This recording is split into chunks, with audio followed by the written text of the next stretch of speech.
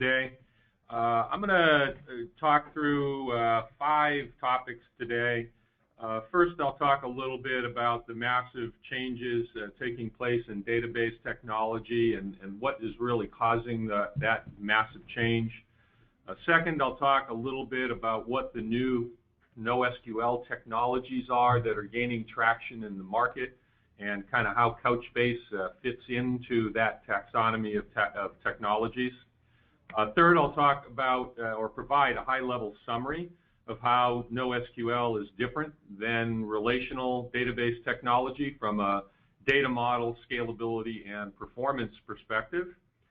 Fourth, I'll describe the basic operation of Couchbase so that you get an idea as to how No SQL technologies work in general, and more specifically at a high level how Couchbase works.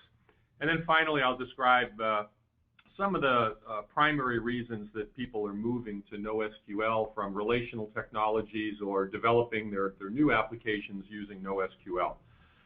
Just as a reminder, this is a fairly high-level overview of these subjects. We do multiple other webinars that go into much more detail in various of the topics that I'll be talking about. So if you find that you want to get more detail on any particular area, check out other of our webinars, and you can get more detailed information. So with that, I'll start again on the first subject, which is this massive change that's taking place in database technology and what's causing it. We really believe that the database industry is in the midst of massive change. If you look at the situation today, probably still 95% of the technology underpinnings of the database industry is relational technology.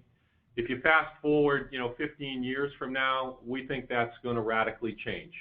It's too early to tell whether relational technology will make up 50%, 40%, 30% of the technology underpinnings of the industry, but we think non-relational technology is going to make up a huge percentage, and that's kind of the basis of this massive change. And we think that most of the database growth over the next 15 years is going to be non-relational technology.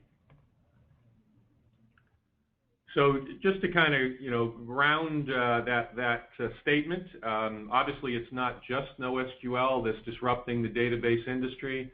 There are other technologies that also are disruptive. Certainly one of the big ones, for example, is Hadoop in the analytics space. Couchbase is not an analytics company where you can certainly do some analytics on Couchbase, but if you have intensive analytics, you're probably more likely to do that in Hadoop. And obviously there are a number of companies like Cloudera and MapR and Hortonworks that focus on more on analytics. Couchbase and other No SQL vendors are more operational databases, and combined, these are two of the bigger disruptive technologies that are changing the landscape in the overall database industry. So shift gears a little bit and talk a little bit about what the major driving forces are behind this change. From our perspective, there are 3 big trends that are driving this disruption: the move to cloud computing, big data, and big users. And in the next 3 slides, I'll describe what I mean by each of these 3 things. So first, cloud-based computing. I'm sure all of you are well versed on cloud-based computing. But obviously the older architecture was more of a client-server architecture where you ran on-premise and you ran over a LAN. These days, of course, most applications are developed using a 3-tier internet architecture consisting of a browser or some thin mobile app that's connected to the internet. And then your application, of course, is running in the cloud through a horizontally scalable set of web and application servers, and increasingly a horizontally scalable set of database servers. So we believe that the vast majority of applications as you go forward are going to be using this architecture and are going to require a great horizontal scalability. And we think that No SQL technologies in general, and Couchbase in particular, fit much better for many of the use cases of applications that use this kind of architecture. And so that is one of the big changes that is causing this disruption. The second big area is big data. Usually when people think of big data, they're thinking more of analytics, but the big data trend also has a big impact on operational databases. And the first thing is that increasingly applications are data-centric. More and more of the value of the features that applications deliver to users are associated with the capture and processing of data, whether that's social information, collecting more information about individuals' likes and dislikes, geo information, comments and reviews. Increasingly, again, more and more of the features that are being delivered are heavily dependent upon collecting more and different types of information and then processing that to provide some value to users. So the data centricity of applications is increasing over time. And as you'll see in this chart just shows the growth of data in general that's being captured and processed. And the other key thing about big data that is driving people to No SQL is the fact that most of the new data that's being created is unstructured and semi-structured data, and unstructured and semi-structured data just doesn't fit very well into the rows and columns of relational databases. It fits much better with the schemaless data models of No SQL technologies. And so, again, the combination of this data centricity, the semi-structured and unstructured data, the need to be very agile from a developer perspective in terms of bringing new features out, and therefore wanting data models, for example, that for which there's less an impedance mismatch with the development approaches that you use. All of these things are driving people increasingly to No SQL. Finally, big users. Obviously, there are, since all of these applications are available over the cloud, they're available over the internet or thin mobile applications, the more people that are on the internet, the more people have access to these applications. There now, of course, are more than 2 billion people connected to the internet. People are connecting and using applications more and more often. I'm sure most, if not all of you, every 30 seconds that you have of free time, you break open your smartphone and you connect, use some application to do something. And so the whole mobile phenomena and the smartphone and tablet phenomena is allowing people to connect to their applications for greater portions of the day. And then finally, the other big thing is that increasingly SaaS-type business models are prevalent. So even in business-to-business applications, whereas before you may have run an application behind your firewall, and maybe that application only had to support, maybe 10,000 users internally. But now that application is running in the cloud using this 3-tier internet architecture. That application is supporting 10,000 companies and all of the employees or all of the salespeople of those companies. And as a result, the scalability requirements for your application, the scalability requirements for your database tier are significantly different than what they've been before. And so that places a much higher demand on your database, not only to be able to scale, but also to be able to scale very dynamically, be able to grow very dynamically if the number of users that are using your application is growing rapidly over a relatively short period of time. So we think those three things, cloud-based computing, big data, and big users, are the three major trends that are really driving this move to look for alternative technologies to relational databases, and increasingly are driving people to No SQL. So just to give you an idea of the kinds of applications that I'm talking of this as the reimagination of both your private life as well as your business life. And we just see massive shift going on in terms of the kinds of applications that are being developed. We'll just take you through, I think, 4 or 5 of them here just to give you a feeling of what we're talking about. Here, on the left-hand side, obviously the old way of how you took pictures and how you managed your pictures using, a camera and a printer. And these days, obviously on the right-hand side now, you always have a camera with you, which is a smartphone. You can have instant digital effects on your pictures. You can share them very easily. You can sync. You can do all kinds of discovery. If you're like my family, no one looks at pictures anymore unless they're posted on Facebook.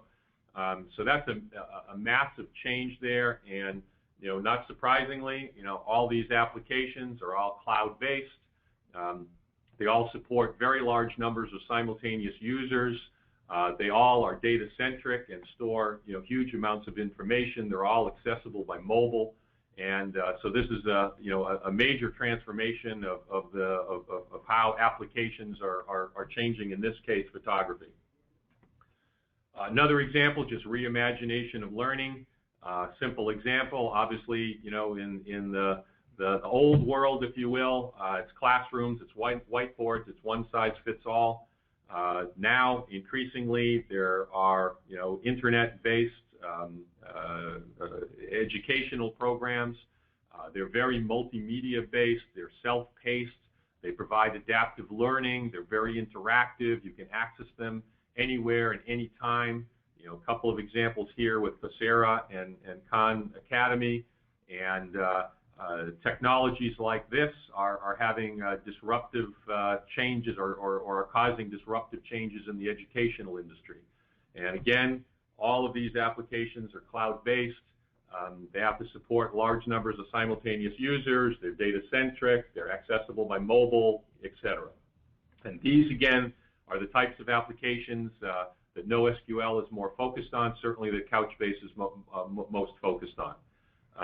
Another example is reimagination of the point of sale.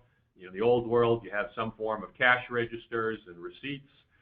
In the new world, with mobile payments, you have companies like PayPal and Square and Verifone that are providing very simple, very elegant solutions based on tablets and smartphones and things like the Square Reader. You get email receipts. You can touch sign. All of these things, certainly for me, when I walk into an Apple store and I can check out in what seems like 10 or 15 seconds and get email receipts sent to me, that's where things are going. And again, all of this is cloud-based, large numbers of users.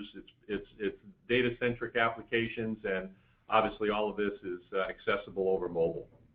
I think this is our final example of just how expenses are changing. And obviously, you used to do your expenses on maybe a spreadsheet or by hand. And in the new world, with companies like Concur and Expensify, they're really changing this dramatically. And again, once again, cloud-based, big users, big data, accessible by mobile. Another example is reimagination of car ownership and rental. I won't go through this. I'm sure you can see where I'm taking this. And again, all of these applications are the kinds of applications that we think are representative of where the world is moving and the kinds of applications that are being built and the kinds of applications that No SQL is extremely well suited for. So just to kind of summarize again, the opportunity and what's driving the change. Again, we really think this move to cloud-based computing and the 3-tier internet architecture, the move to capture and process more data in data-centric applications, the need to support very large numbers of simultaneous users is all driving people to look at No SQL, and what they're typically looking for is a more easily scalable and more dynamically scalable solution. They're looking for much higher performance in terms of both low latency and throughput, and they're looking for databases and data models that are easier to develop with so that they can update their applications and develop their applications much faster than they're able to in the past. So switching gears now, to talk a little bit about the No SQL category and just the different technologies that are a part of it. No SQL, of course, is a category name. It's not a specific technology. Generally, when people talk about the technologies within the category, they talk about four: pure key value, document database, column family database, and graph database. For a graph database, I think generally people view Neo technology as the leader in that space. We think ultimately that's a small niche. Not that it's not a great technology, it's just that we think it covers a relatively small number of use cases. We think the column family space is going to be a large niche, covers more use cases, but we think ultimately that it's the combination of the key value and document database space that covers the broadest set of use cases, and therefore by far will be the largest segment. 10gen has been focused on document. Couchbase is the clear leader in the key value space.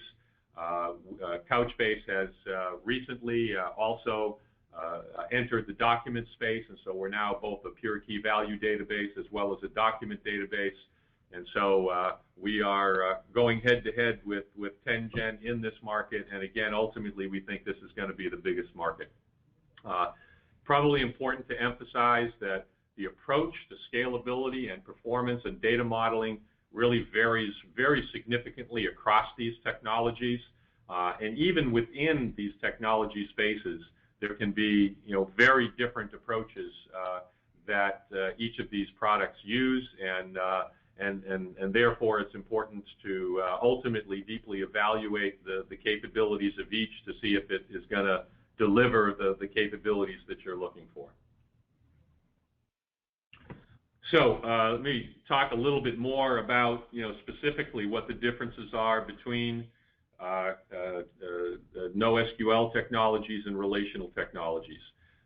This slide here is a super simple example just to give you a very high-level feeling for what a document database provides in terms of a data model. And on the right-hand side, of course, you see a super simple example of a relational database with its rows and columns, and obviously there, you have user information in one table and address information in another. There could be multiple people that live in the same town, and so they all point to the same entry in the address information table. Obviously, for a more realistic situation, you could have hundreds, in some cases thousands or tens of thousands of interrelated tables. For a document database, what we use is a JSON document, and for a document database, you can think of it as aggregating all of the information along one row that cuts across whatever number of tables is in your relational database.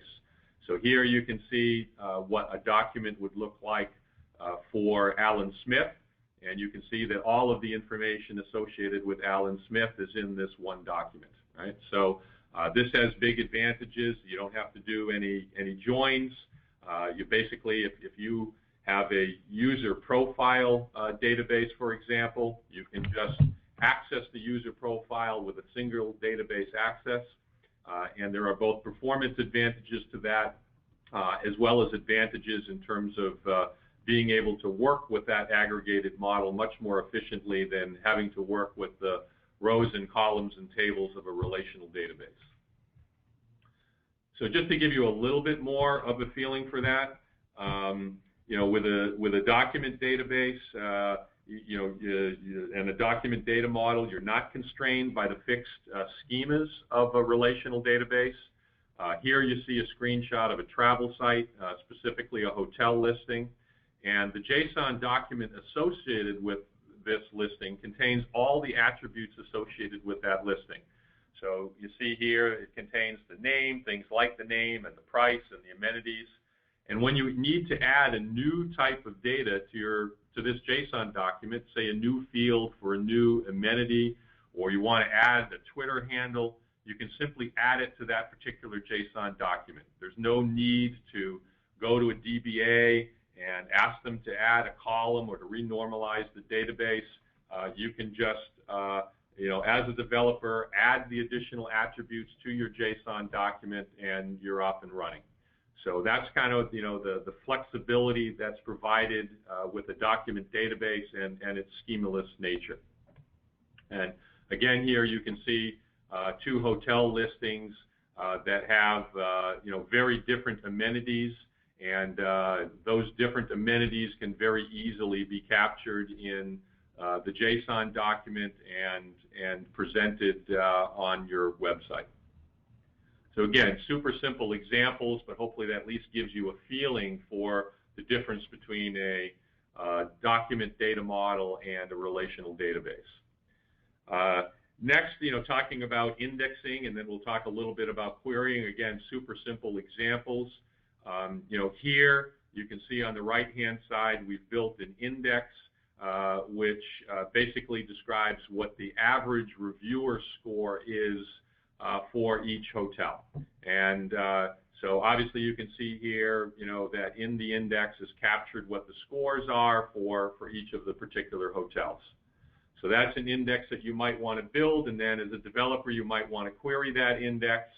You might want to present the user with the ability to define what range of reviewer scores they are interested in looking at in terms of hotels that are displayed.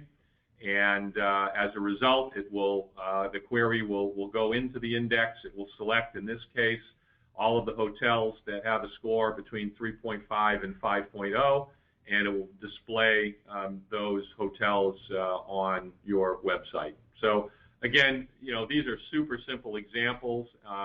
If you're interested in learning a lot more about data modeling with a document database, there are other webinars that can take you through this in a lot more detail.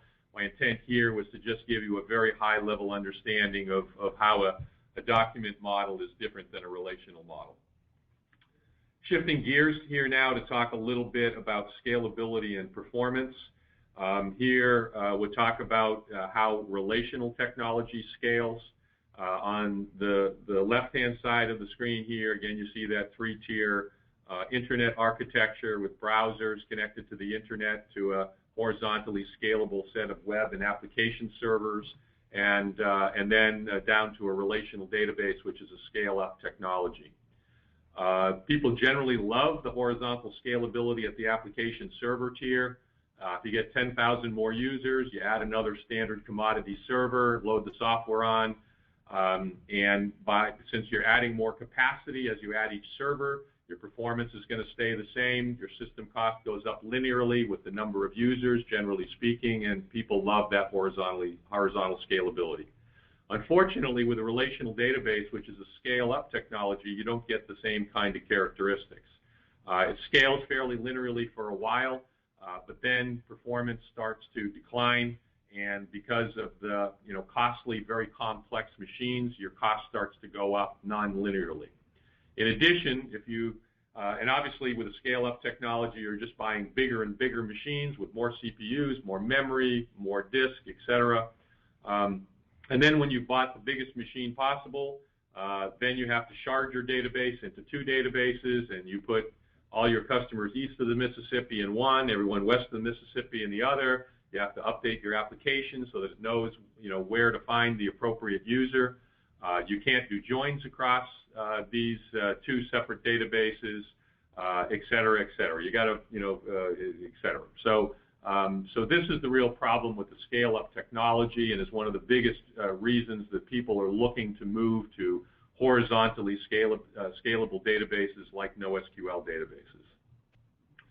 In addition, we will talk a little bit later, one of the ways that you often try to address some of the performance issues is to put a caching tier in front of things like MySQL or Oracle or whatever else, and that maybe can help you out a little bit, but really doesn't solve your problem. Okay. So obviously with No SQL, that looks very different. No SQL is a horizontally scalable technology. You can see here, obviously you have the same kind of horizontal scalable solution in the diagram on the left. And of course it's important to remember that although you may have multiple commodity servers in your database tier, they aren't separate sharded databases. They are all part of one database. The application only sees one database. And of course, you're going to get the nice constant performance, and you're going to get the nice linear increase in cost as the number of users increase. You simply add more commodity servers to your database tier, join them into the cluster, and there's no need for any application changes or anything. And so increasingly, this kind of a horizontally scalable model is what people are looking for in order to deal both with the scale they need as well as the dynamic scalability that they require. So just to go through now, give you an idea of the basic operation of how this works from a scaling perspective. I won't get too technical here, but just give you a rough idea. Here we have 3 servers in our database tier, and in this simple example, there are 18 documents, and you can see that those 18 documents are evenly distributed across each of the 3 servers. In addition to the active documents, each of those servers is going to also store replica information. So obviously, it's going to store that replica information on one of the other servers. And obviously, that's for high availability. If one of these commodity servers fails, then as you'll see in a minute, you'll promote those replicas and be able to continue to serve data to the application. In addition, here you see the application servers. We provide client libraries for 9 different languages. And a key part of those software development kits is the cluster map. And the cluster map is basically what stores the information about where the data lives, where each piece of data lives among the servers in your database tier. So obviously now the servers do reads and writes of documents that sit on various servers. And when you want to add some nodes to your cluster, so you get 20,000 additional users, so you have to increase the capacity of your database tier. You just spin up a couple of additional servers. You load, for example, the Couchbase software on those servers. You push a single button and just say, join these nodes to the cluster. And what will happen is that the data will be redistributed across this now bigger cluster of servers.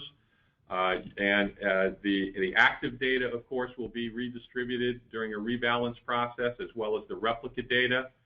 A new cluster map is then provided to each of the application servers so that it now knows where to get the data. There's a cutover point, and then you start accessing data from this new 5-node cluster, or from this grown 5-node cluster. Now, what happens, of course, if a node fails? Since these are commodity servers, you expect nodes to fail. When a node fails, then the remaining servers will detect that the node has failed, and then you can either automatically or manually do a failover process. Once you do that failover process, the replicas will be promoted to active documents in the servers where they reside, so that the data is continuously available. And then you have the choice of failing this node out and adding another node, or deciding how you want to deal with this node failure. So that's the basic operation. And in the interest of time, I'm not going to spend too much time on cross-data center replication, but this is another dimension of scalability, being able to run your applications in multiple data centers in order to reduce latency for the users that are using your applications.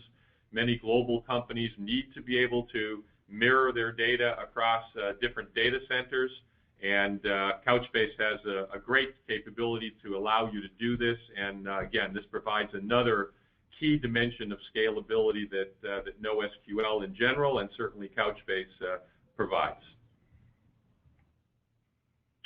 And okay, so talk, kind of summarize that a little bit. The key considerations that companies usually have, and developers and ops people usually have when they're thinking about No SQL, they're thinking about that I want to have easy scalability.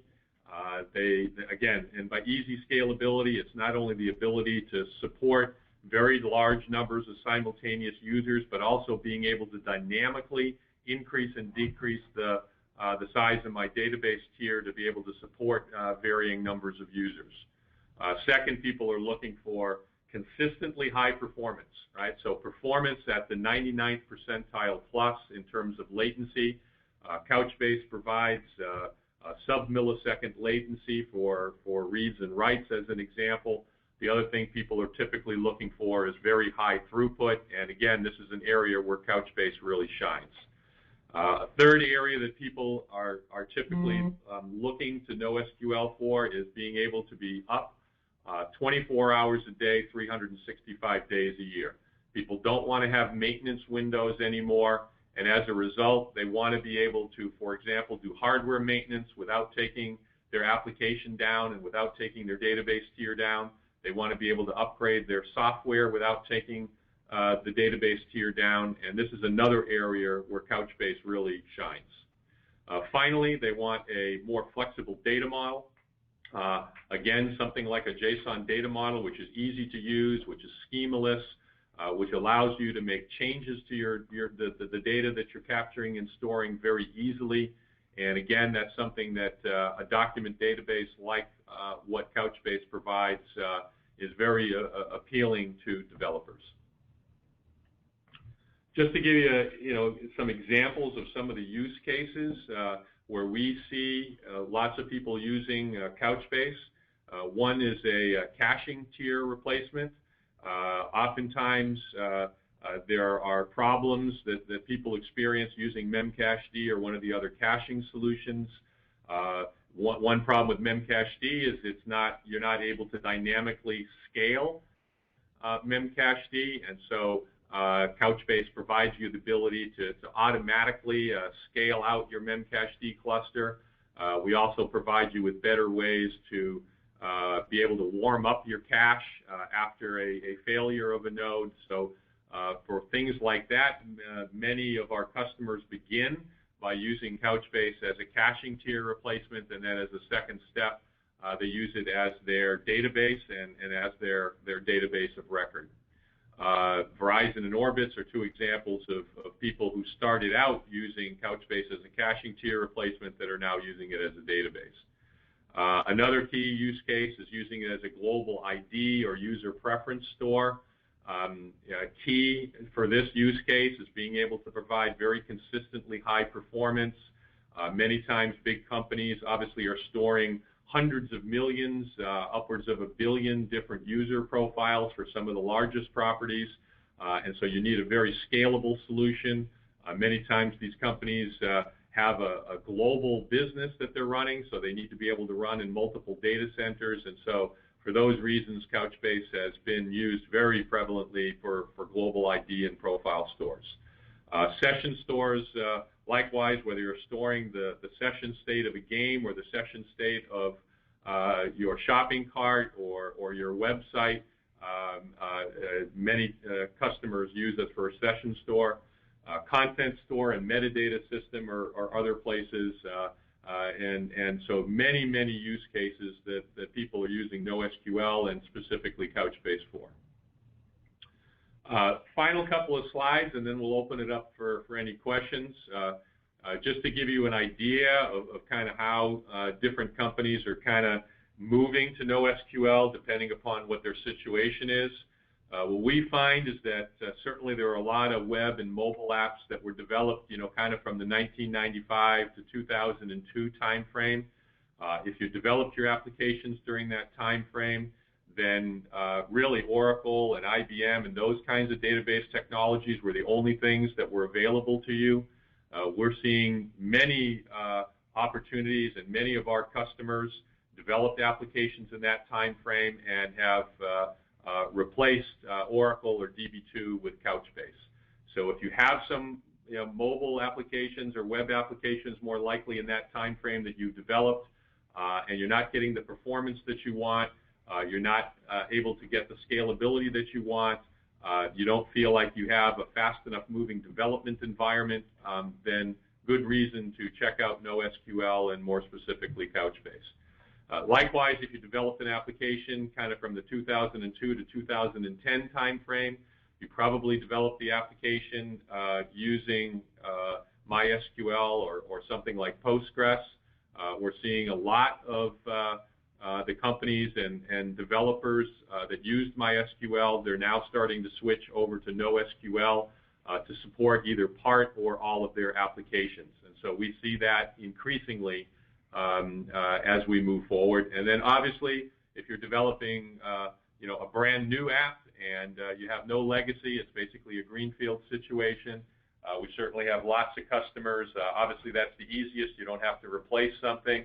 And so a large number of our customers are kind of greenfield situations. So regardless of what situation you find yourself in, you'll have lots of company if you're either replacing an existing relational database or simply developing a brand new application using No SQL. Very quickly going through these in the interest of time. Again, if you develop your application in this time frame, you're probably using Oracle or IBM or Microsoft.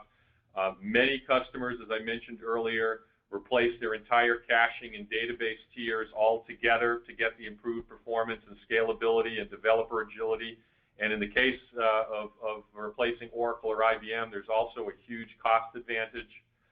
We do see some customers that start by replacing the caching tier as a first step. It's very easy to implement the caching tier replacement. You can use it with your existing relational database backend as the system of record. And for us, our caching tier replacement is a drop-in replacement for Memcached if you happen to be using Memcached. And again, you get the scalability and performance advantages of using Couchbase as your caching tier replacement or your database. Pretty much the same situation if you're replacing MySQL or Postgres. And in many cases, for example, people have kind of used Memcached in front of MySQL, and they're using MySQL just as a key value store anyway. With our solution, you can get all of that in one product. And so we have lots of customers that have replaced the MySQL or Postgres as well as the caching tier with Couchbase. And then, of course, finally, again, if you have a brand new app, you can get all the benefits of easy scalability and consistent high performance and always-on availability, et cetera. And obviously, you don't then have to worry about replacing anything. Okay, so a little bit of where we're seeing No SQL and Couchbase be used. Certainly, we're seeing it be used by internet companies. By internet companies, we mean companies whose entire business revolves around the internet. Verticals like social and mobile gaming, advertising networks, social networks, online business services, e-commerce, etc. By enterprises, we just mean more brick-and-mortar type companies. The enterprises have the exact same use cases as the internet companies, so there's not a lot different there. But it's things like communication companies, retail companies, financial services, healthcare, etc. So Couchbase has many customers in each of these segments, and we see No SQL now really being used across the board for web and mobile applications. This is kind of our obligatory logo slide. You can see many of the companies that have bought into No SQL and more specifically Couchbase, many big names, leaders in their respective industries. We have more than 350 customers worldwide, more than 9,500 paid production deployments worldwide. So this is certainly no longer just a few very innovator type companies that are using this. This is rapidly moving across all industry segments.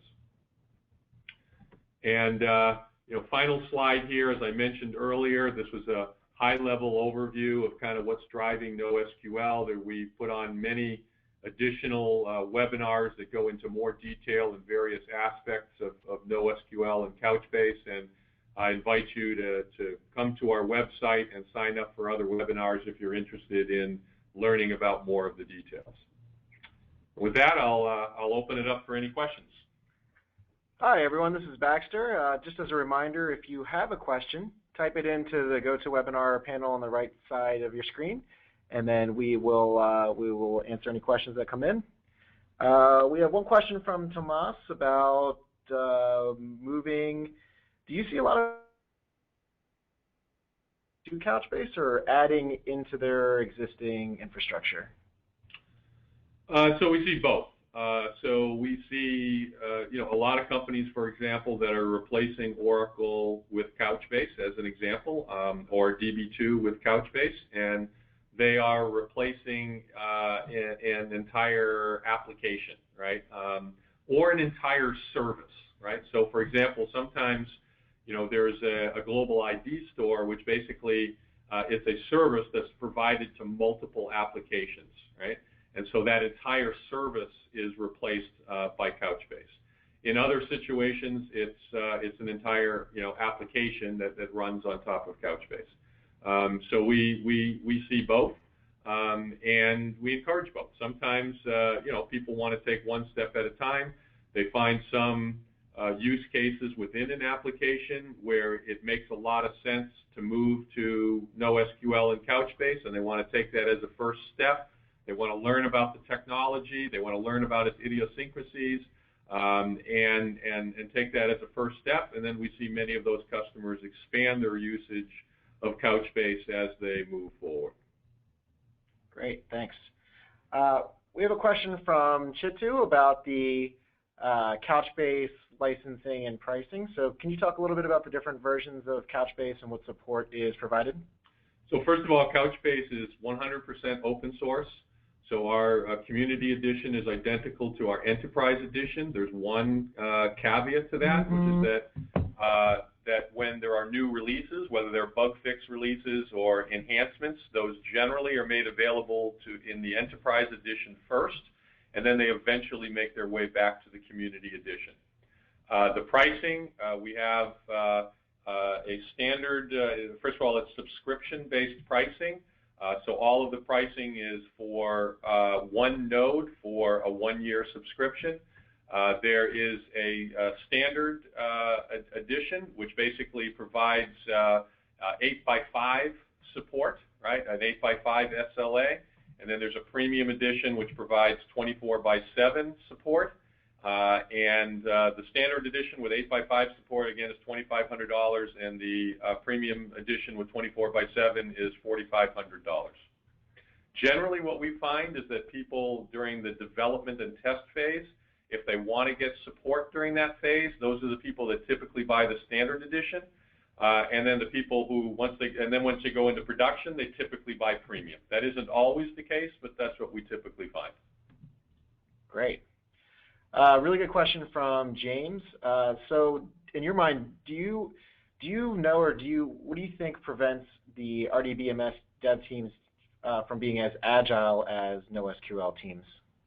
Well, for example, the data model is, for JSON documents, you have an aggregated, object, if you will. You can store very complex structures in those objects, right? So in the simple example that I gave in this presentation, you could easily store that information in a relational database. So that was just a super simple example to give you the concept. But you can have arbitrary nesting within your JSON document, and so the structure and the kind of information that you can put in a JSON document is very different than what you can put into the rows and columns of a relational database. And I think if you have the kind of data where you want to leverage that in a document, then it's going to be much easier for developers to interact with that aggregated, more complex object than it is going to be to do your joins and your queries to aggregate that information from a relational data model. And so those are the kinds of things where I think you see many developers, they talk about the fact that something that took them many, many lines of code to do in using a relational database, they can do using a NoSQL database in just a few lines of code. And beyond that, I just refer you to one of the other webinars where we talk in a lot more detail about answering exactly those kinds of questions. Great. Thanks. Question from a different James. So early on in the presentation, you showed a slide that had operational databases and analytic databases like Hadoop. Do you have customers that integrate those, or do you offer an integration between those kind of databases? Yes, we have many customers that use both, and we, for example, have a connector with Hadoop, with Cloudera more specifically, and we have a number of customers that are using that. So, you know, as an example, we're very strong with advertising platforms, and you know, in advertising platforms, typically what's stored in Couchbase is the user profile information, you know, the likes and dislikes of individuals. You want to get super fast access to those profiles in order to paint an ad on a screen in 40 milliseconds or so. And so that's what they use Couchbase for. But they also capture click information in the Couchbase, the database, and then that information is sent over to a Hadoop cluster. It's combined with a lot of additional information, and then new user profiles are generated through an analytics process, and then those new user profiles are sent back over to Couchbase. So that's just one example. You can do analytics on No SQL technologies. You can do analytics on Couchbase, but it tends to be the less intensive analytics that you're going to do with the No SQL technologies. Great. We have a question from Greg about enterprises who are evaluating document databases. So can you speak a little bit about if someone, for instance, is evaluating Couchbase and MongoDB, about the different points that they should consider when doing that kind of evaluation? So first, I think again, the four major topics that people evaluate No SQL on in general is scalability, performance, 24/7 availability, and then ease of development. So first, I would make sure that you are deeply evaluating across each of those four dimensions. Now, for scalability, every one of the technologies, and certainly this is true between MongoDB and Couchbase, we have very different architectures and very different ways that we handle scalability. We think we have a huge advantage in terms of both how easy it is to scale with Couchbase and how reliable we are at scale. There have been many blog posts written about the difficulties that people have had in scaling beyond even a few nodes with Mongo. We think that we really shine there. And then, as I mentioned earlier, there are other dimensions of scalability. For example, with cross-data center replication, are you able to scale, in essence, by mirroring your database across data centers? That's an area where we really excel, and Mongo really doesn't have very much there. On the performance side, that's another area where we feel like we really excel. We can provide sub-millisecond reads and writes. We can provide much higher throughput than MongoDB or than other NoSQL solutions. And so if performance is important to you, first of all, of course, you should evaluate that, both in terms of latencies and what kind of latencies a database can consistently deliver, and then also what kind of throughput you're going to get. Obviously, the lower the throughput, the more nodes you're going to need, the more complex your database tier is going to be, the more expensive it's going to be. So I would encourage you to look at both latency and throughput. For the always-on, the key thing is, can you do hardware maintenance without taking your database tier down? Can you upgrade your software, meaning in our case, the Couchbase software, without taking your database tier down? With Couchbase, you can do that, and there are many customers for whom that's really important. If they're down, even for 4 or 5 hours per month, that's costing them a lot of money, and they want to be up all the time. And then finally, ease of development. What are the features that are available for the developers to do all the indexing and querying and all the other things that they want to do? We think we provide a great capability in that area, and so those are the things that I would look at if you're evaluating NoSQL. Feel free to contact us, and we can tell you how people are evaluating our stuff in a lot more detail. We see a huge increase in enterprises and big companies doing what I call strategic evaluations, where they're doing very, very deep dives in each of these areas so they can put each of the different competitors through their paces and find out where the different solutions really shine. Okay, great. For the folks that are on the webinar, we have time for maybe 1 or 2 more questions. So if you have any additional questions, now is the time to type them in, and we'll hold on for another 30 seconds or so, see if any more questions will come in, and if not, then we'll let you all go.